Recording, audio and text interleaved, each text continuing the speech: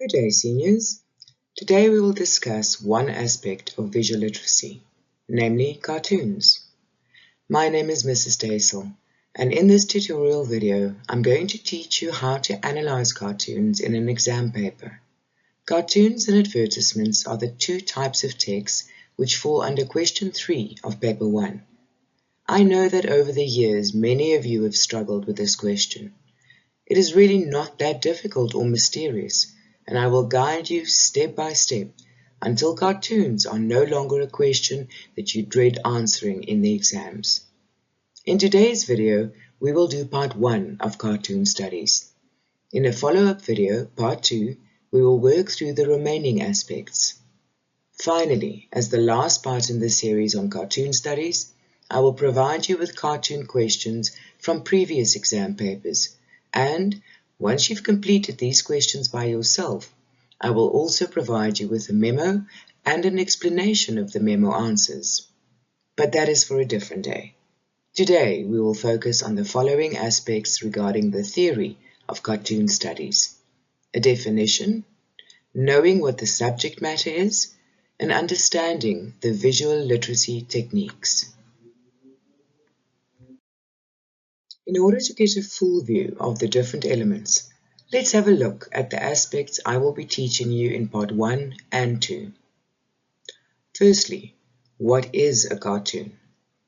Secondly, the subject of the cartoon. Visual literacy techniques, how humor is created, the cartoonist's point of view, the message of the cartoon, and finally, the purpose of the cartoon. As I've mentioned, in part 1 you will learn how to answer the following questions and how to apply this knowledge to answering the questions in your exam paper successfully. So in today's lesson, we will focus on the following 3 aspects: what is a cartoon, what is the subject matter, and the different visual literacy techniques. So what is a cartoon? A cartoon is a visual depiction of the artist's point of view and commentary on a specific issue. The issue being addressed can be political, social, economical, environmental, and many others. The cartoonist uses several techniques to convey the message to the reader. Of course, you don't have to memorize this definition. It is, however, helpful to get a holistic view of what exactly we will be studying and how it all fits together. Try to hold this definition at the back of your mind as we look at the cartoons coming up. And you can always come back to this slide after each cartoon to remind yourself of what we're dealing with. So, let the show begin. Visual literacy techniques refer to the clues a cartoonist uses to lead you to his message and his point of view on the issue he's portraying in the cartoon. These are concepts that you have to know in order to answer the exam questions effortlessly. We will look at these elements more closely later on in the video, but for now, they are speech and thought bubbles and punctuation, body language, facial expression, background setting and props, and captions. Let's start with a message or issue depicted in a cartoon and how you can figure out what it is. Once you understand how to do this, we will look at visual techniques. We figure it out by looking at the following elements in this diagram. If we are lucky, the cartoon will have a heading. That's like a title at the top or in the first frame of the cartoon. The caption often tells us exactly what the subject matter or issue of the cartoon is. At the very least, a caption gives us a massive clue what the cartoon is about. If there's no caption, we look at the verbal and visual clues. What are the characters saying and what are they doing? In the following slides, I will show you exactly what I mean, so don't worry if you're feeling a little confused at this stage. Identifying the subject matter or issue of the cartoon is often a challenge for many of you. When you are asked in an exam paper about this aspect, many of you simply guess at an answer. You don't need to do that ever again. Let's look at the issue in this cartoon. TEXTE is an example of the Madam and Eve series, the brainchild of Stephen Francis and Rico. Madam and Eve is a well-known South African cartoon series which regularly mocks or satirizes controversial issues. In order to analyze a cartoon successfully, you must first understand what issue the cartoonist is commenting on. So let's view the cartoon together. The title of the cartoon is Stages of Load-Shedding Grief. Please note the darkness in the frames. Frame 1, shock. This can't be happening. 2, disbelief. This can't be happening again. 3, denial. This can't be happening again. You said that yesterday. 4, anger. Beep, beep, beep, beep, Eskom. I'm missing my favorite soap opera. 5, bargaining. We promise if you stop load shedding, we'll give our maid a wage increase. 6, guilt. I'm unable to vacuum. The guilt is overwhelming. 7, depression. Dundee. It's load shedding. How can you even think of homework during a time like this? 8, hope. Maybe there's a light at the end of the tunnel. 9, acceptance. Yeah, and that light is powered by electricity. 10, buying a beep beep beep generator. In text A, the cartoon is given a title, Stages of Load Shedding Grief. It is therefore clear that the issue is load shedding.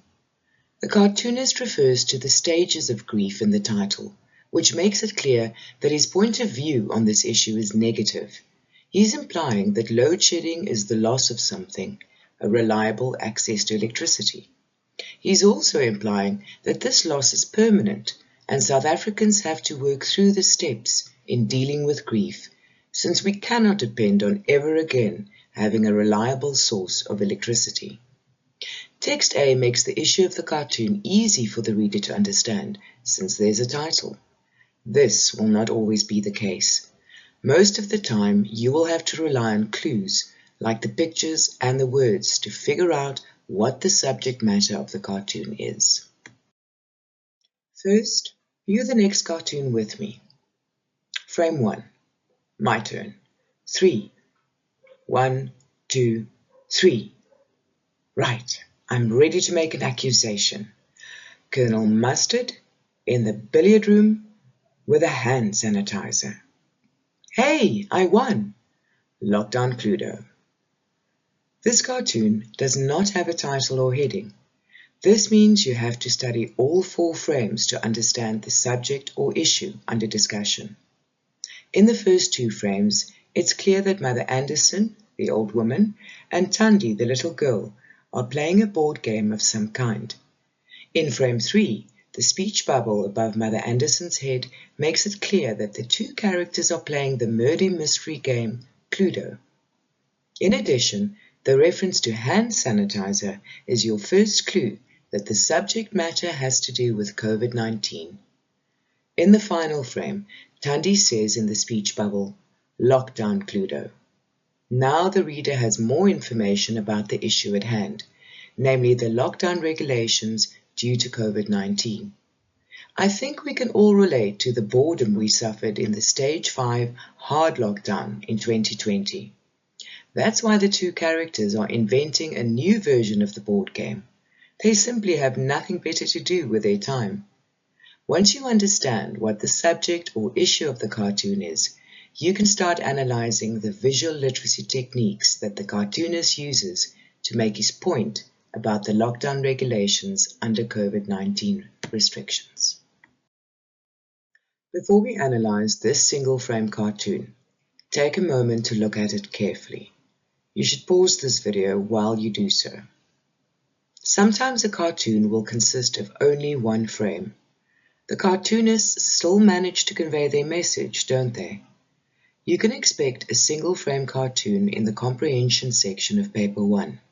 This section will always consist of a text A, which is the written passage, and a text B, which is some type of visual text, usually a cartoon.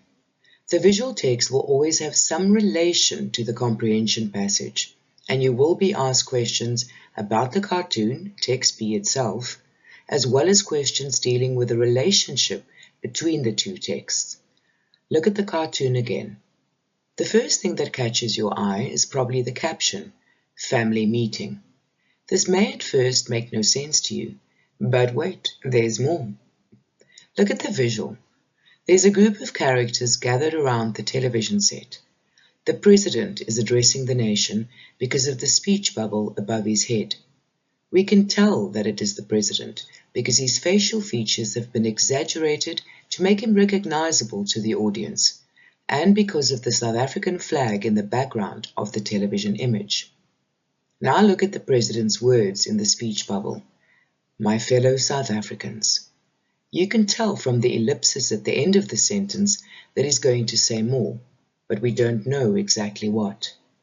But what can you tell when you look at the facial expressions of the characters? How do you think the children seated on the floor feel?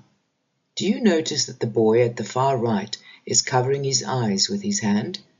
The grandmother seated on the left of the couch, Mother Anderson, looks terrified, and Madam, the character seated in the middle of the couch, seems fed up, or as if she knows that the rest of the president's speech will hold nothing good. By now, you should have a pretty good idea of the subject matter of this cartoon.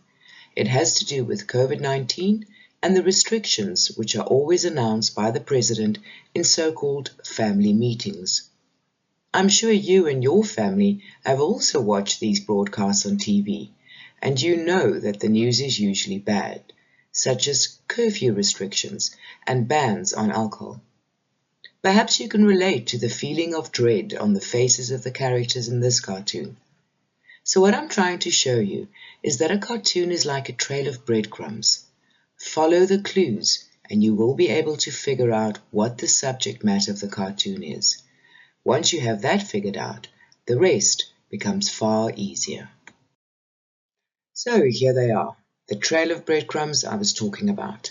They are speech bubbles and thought bubbles, the body language and facial expressions of the characters, and the background, setting and props, like the television set and the living room in the cartoon we just looked at. Finally, there are the captions. In the previous cartoon, the caption was a massive clue to the subject matter. So was the facial expressions on the characters' faces while they waited for the president's announcement, communicated in the speech bubble. The body language of the little boy who covered his face also told us how the characters were feeling while they awaited the news. Can you see how the visual literacy techniques all work together to form one big picture? Good. Let's get going. First, we have to study the entire cartoon. So look at it with me. In frame 1, $5. For what? To walk through the kitchen. You want me to pay you $5 so I can get my tea? I just washed the kitchen floor. You'll be walking on fresh, upgraded, sparkling clean lino. Eve told. Now we read the speech bubbles in each frame carefully. In frame 1, Eve, the domestic worker, is demanding money for Mother Anderson to cross the kitchen floor. Frames 2 and 3 deal with Mother Anderson's disbelief and anger that she has to pay money to walk through her own house, as well as Eve's explanation as to why she's charging Mother Anderson money to do so. Now refer to the last frame. Eve's speech bubble, Eve told, is a pun, clever play on words, which tells us what the subject matter of this cartoon is, namely e-toll fees. The pun is on the similar sounding phrases of e-toll and Eve-toll.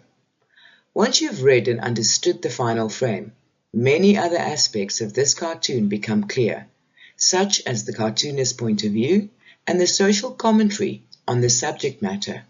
But more about that later. Take a look at the final frame again. Mother Anderson does not speak or say any words, but her anger is clear nonetheless. There are bubbles rising from the top of her head. These are called thought bubbles, and are different from speech bubbles because they indicate what a character is thinking or feeling rather than what they are saying out loud. In frame 3, the word grumble appears above the thought bubbles. To grumble means to complain about something in a bad-tempered way. It is already evident what Mother Anderson is grumbling about, the fact that Eve is charging her Eve toll to cross the kitchen floor. But note how clever the cartoonist is in using the word grumble. It is also a sound device called onomatopoeia. This is when the sound of the word imitates the sound of the action in real life. In other words, to grumble is to mutter something that is unclear, and the hard sounds of the G and the R makes the word sound bad-tempered and cross. Now let's have a look at how the words in the speech bubbles have been formatted, as well as how the punctuation has been used to convey emotion. It is of course important to analyze the character's words, we call that the text, alongside the visual elements, like body language and facial expressions. But for now, let's focus on the words. Note that some words in the cartoon have been bolded.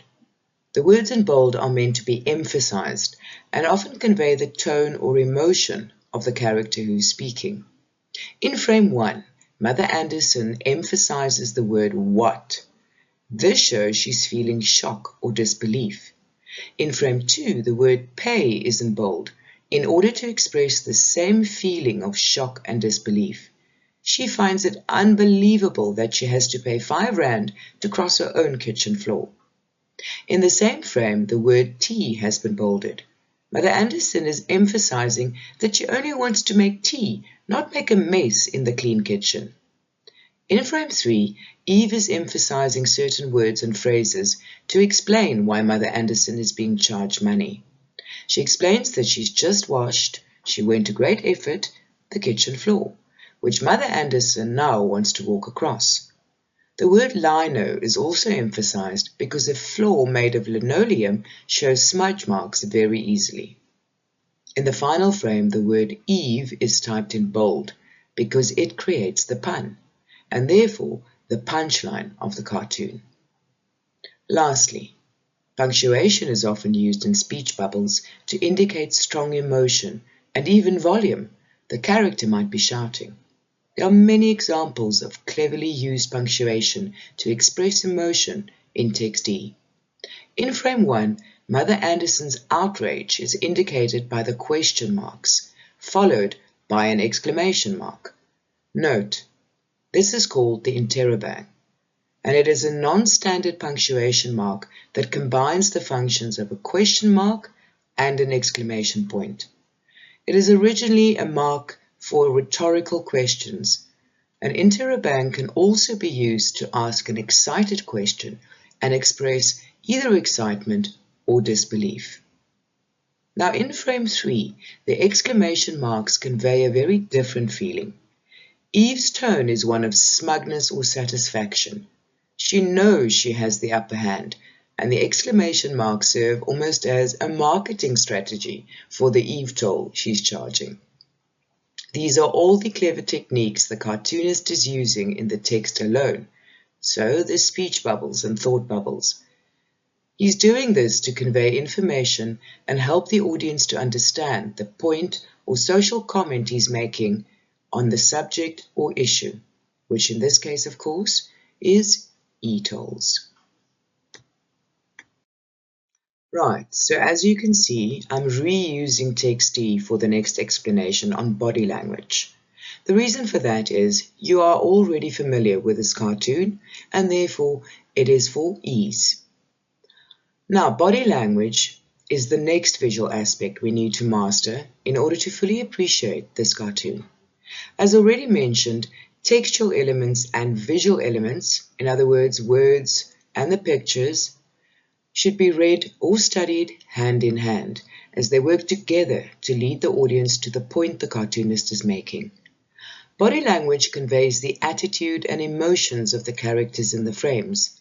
It can also depict the dynamic of the relationship between the characters, such as the balance of power in any given situation. So let's look at the contrast in body language between Eve and Mother Anderson in the first two frames. Eve is standing in a relaxed position, slouching somewhat. What does this tell you about how she's feeling? What is her attitude? Her hand is held out toward Mother Anderson, and the speech bubble makes it clear that she expects to be paid 5 rand. On the other side of the emotional spectrum, Mrs. Anderson's posture is upright, showing she is tense, alarmed, or shocked.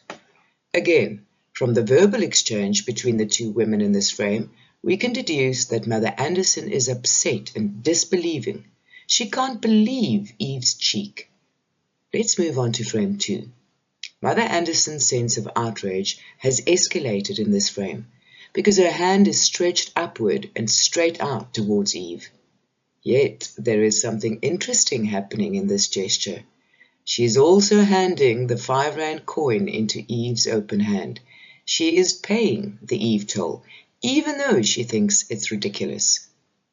In frame 3, Eve's body language remains unchanged.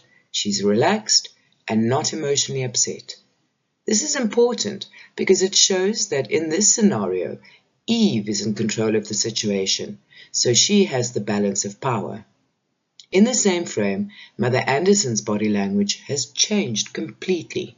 She has gone from shock, anger, and disbelief to unhappy acceptance of her fate. This is clear from her slumped body posture. Her body has been drawn closer to the bottom of the frame, showing that she's feeling emotionally deflated. This deflated body posture suggests that she has accepted the blackmail, even though she's still not happy about it. In frame 4, when Eve delivers the punchline of the cartoon, Mrs. Anderson has gone back to feeling disapproval and resentment. This is clear from the fact that she turns her back on Eve, and the motion lines behind her back suggest that she's stomping off at great speed. Her arms are also clenched tightly against her body, suggesting anger and resentment. A close study of body language, along with the other elements, will help us to understand both what is happening in the cartoon, the issue being addressed, how the humor has been created, and what message or point of view about the subject matter the cartoonist is conveying to us, the audience. The next breadcrumb in the trail is facial expressions. Facial expressions serve mainly to tell us what the characters are feeling about what is happening to them in the cartoon. Expressions will often change from frame to frame as the conversation or situation changes. Note: when asked an exam question pertaining to facial expression, you must not be vague. For example, a question in the exam could be the following: how is Mother Anderson feeling in frame 1? Refer to a facial expression to motivate your answer. It is not enough to write her mouth or her eyes. You will not get any marks for doing this. The examiner expects you to point out specific features of the character's facial expression and how it relates to the emotion or attitude the character is experiencing. A successful answer to such a question in the exam would be: Mother Anderson is shocked or outraged or in disbelief. Her eyes are wide open, or her mouth is wide open as though she is shouting. Such an answer will earn you full marks. You must apply the same rule to any question about body language. Remember, the marks are in the details. Let's apply this idea. In frame 1, Eve's expression is almost neutral. There is no strong emotion on her face. This implies that she does not consider Eve toll to be an unreasonable demand. In direct contrast, Mrs. Anderson's facial expression shows shock and disbelief. You have to look closer at her facial expression to justify your identification of the emotion she is experiencing. For example, her eyes are wide open in shock, her eyebrows are raised, showing disbelief or questioning, and her mouth is wide open, indicating that she is shouting because she's so upset at Eve's rude and cheeky behavior. In frame 2, both characters' facial expressions remain more or less unchanged, which symbolizes that they are still trying to understand each other's point of view. Now note the change in frame 3. For the first time, Eve is smiling broadly. You can see her teeth. This suggests that she finds the explanation for Eve told completely reasonable. It could also suggest that she believes she has already won the argument, especially since Mother Anderson already paid her the R5 Eve toll in frame 2. In contrast, Mother Anderson's facial expression seems resigned to the unfair situation. Now, look at the change from frame 3 to frame 4. Mother Anderson's eyes have narrowed, showing suspicion. She does not quite believe or trust Eve's explanation, but she knows there isn't much she can do to change it. Her eyebrows are no longer raised because she's starting to catch on to Eve's trick. Lastly, her mouth is closed and the corners of her mouth are turned down, which shows she realizes that any further argument is futile.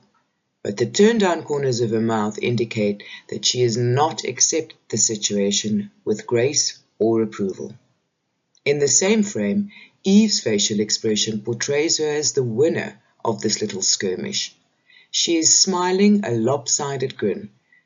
This means the one corner of the mouth is higher than the other, which implies she's smug for having gotten away with her blackmailing strategy. She has outsmarted her employer. Her eyelids are narrowed, which can suggest two possibilities. Either she's not surprised that she's won the debate, or she's wryly amused at the fact that South Africans are so used to being exploited that they will fall for everything. It is this last interpretation which brings us to a close understanding of the cartoonist's message and the creation of humor in this particular cartoon. However, we will discuss these aspects in much more detail later. TEXTE is a very interesting example of a cartoon to analyze for formal assessment because there are only 3 frames and there is no title, heading, or caption.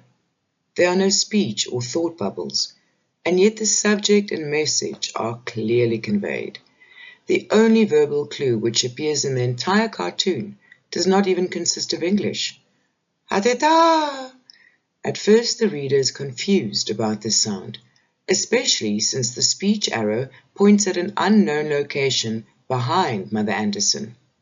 The setting is in Mother Anderson's living room, and the soft green color of the chair and the pastel pink color of the background suggest that this is a place of rest and relaxation for her. The idea is further emphasized by the fact that she has a drink in her hand. So far, we have identified the setting, Mother Anderson's home, probably her living room. We have taken note of the props, which are her favorite armchair and a relaxing drink in her hand. These elements suggest that she's completely unprepared for the loud sound erupting from behind her. In the final frame, the humor, joke, or punchline is revealed, and it is 2 issues that South Africans can relate to only too well. Firstly, the loud and often frightening call of the hadida, which puts an end to her quiet relaxation, and the addition of props in the form of face masks to cover the hadida's beaks. This makes the subject matter of the cartoon clear. The cartoonist is once again poking fun at the COVID-19 safety regulations. Had the cartoonist not included the masks as props, the subject matter and humor would have been lost on us. As I've mentioned before, you should always begin your study of a cartoon by reading the whole thing. The cartoonist will provide you with clues along the way to lead you to his conclusion and to persuade you to agree with his point of view. So let's look at the cartoon together. Frame 1. What did you learn at school today? I learned how the animal kingdom protects itself. And the final frame has no words. Now we take a closer look at background, setting, and props as they appear in each frame. In frame 1, Even her daughter Tandy are at home. The prop which suggests this setting is the basket of laundry under Eve's arm. In the second and final frame, Mother Anderson is at the zoo. We can tell because of the posted sign in the background which reads zoo. It is also an outdoor setting with blue skies and a green hill in the background. The props include the different animals, their enclosures, and the masks over their faces. We now understand, with the help of background setting and props, that the cartoonist is making fun of or mocking the extreme COVID-19 safety rules and regulations that the South African government put in place during the pandemic. Without the background, which gives us the setting, in other words, where the situation is taking place, we can't understand this cartoon. The use of props in the form of face masks for the zoo animals are essential in creating the humor and point of the cartoon. Can you see why it is so important to use these elements as clues to unlock the meaning and humor of a cartoon? Now on to the final element in today's tutorial, captions. In this example, the captions tell the whole story. View it with me. Right, first we have the heading or title. Nursery Rhymes for Lockdown Times, Jack and Jill. Note how even the heading rhymes. Jack and Jill went up the hill to fetch essential water. The cops were there, they grabbed Jack's hair, and now they're in intensive care. Get well soon, Jack and Jill. The end. In the first frame, the caption already gives away the subject matter. It is once again a cartoon about lockdown issues during the COVID-19 pandemic. The captions are based on the well-known nursery rhyme of Jack and Jill climbed up a hill. By the time you finish reading the captions in all 4 frames, you know that the issue is police overreaction, intimidation, and even brutality in enforcing the lockdown restrictions. It really isn't that difficult after all, is it? That concludes our first lesson on cartoon studies. Next time, we will cover part 2 of cartoons, and I will teach you the following aspects: how humor is created, how to identify the cartoonist's point of view, understanding the message of the cartoon, as well as the cartoon's purpose. Don't miss out on part 2, because these are the elements learners find most challenging. Also, be on the lookout for the do-it-yourself tutorial on cartoons, where you will work through past exam questions on cartoons. I will also provide you with a memo and guide you in the correct way to answer these questions. In this way, we will cement your skills until you can answer questions on cartoons in your sleep. Remember, work hard. Your future is worth it. This is Mrs. Daisel, signing off.